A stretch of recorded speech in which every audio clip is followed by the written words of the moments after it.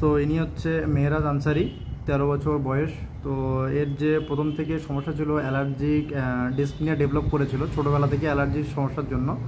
তার জন্য বিভিন্ন রকম সমস্যায় ভুগছিল। তো ছোটোবেলা থেকে কি কি অসুবিধে ছিল এবং এতদিন কি কি ট্রিটমেন্ট করেছে, আর এখন আমার হোমিওপ্যাথি ট্রিটমেন্ট একবার মাত্র ওষুধ দেওয়া হয়েছে একে, বর্তমানে ওষুধ খেয়ে কেমন আছে সব আমরা ওনার বাবার কাছ থেকেই শুনবো। ওনার বাবা একটা লয়ার।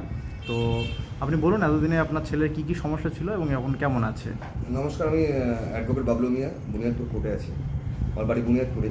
তো আমি প্রায় 3.5 বছর বয়স থেকে আমার ছেলের বিভিন্ন সমস্যা, তার মধ্যে ভাইটাল সমস্যা ছিল হচ্ছে এই অ্যাজমা, মানে শ্বাসকষ্টের সমস্যা। এটা নিয়ে বহুবার তাকে হসপিটালাইজ করতে হয়েছে আমাকে, এবং পরবর্তীকালে বহু জায়গায় ট্রিটমেন্ট করেছি আমি।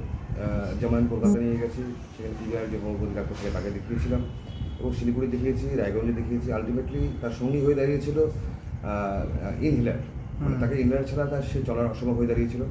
এবং পরবর্তীকালে দেখা যায় যে চোখ দিয়ে জল পড়তো, নাক দিয়ে জল পড়তো, রেগুলার ইনহেলার নিতে হতো তখন, একদম রেগুলার ইনহেলার চলতো।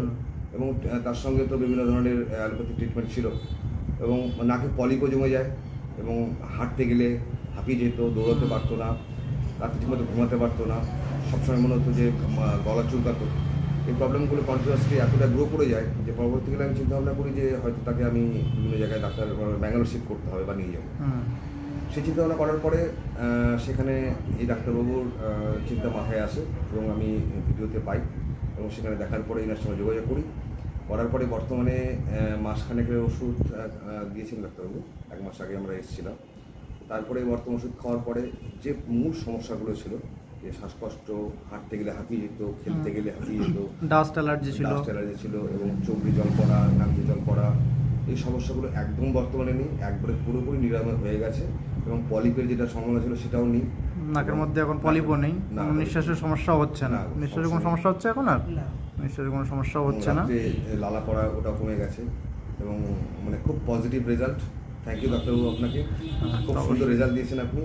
আর অনেক খাবারের মধ্যেও ওর ইনটলারেন্স ছিল, অনেক খাবার খেলে। আমি অ্যালার্জির একটা টেস্টও করিয়েছিলাম এখানে, টোটাল যে পুরো টেস্টটা করা হয়েছে। সেখানে আমাকে বিভিন্ন রকমভাবে খাওয়ার নিষেধ করা হয়েছিল, যেমন মটন খাওয়া যাবে না, ডিম খাওয়া যাবে না, মুগ ডাল খাওয়া যাবে না, কলা খাওয়া যাবে না, এবং ঘাসে হাঁটা যাবে না, বিভিন্ন ধরনের ছিল, সেগুলো থেকে নিষেধ ছিল।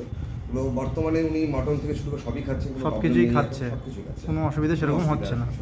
ঠিক আছে, ওষুধ আরও 1-2 মাস কন্টিনিউ করুক, আশা করছি সম্পূর্ণরূপেই সুস্থ হয়ে যাবে আপনার ছেলে। ওকে।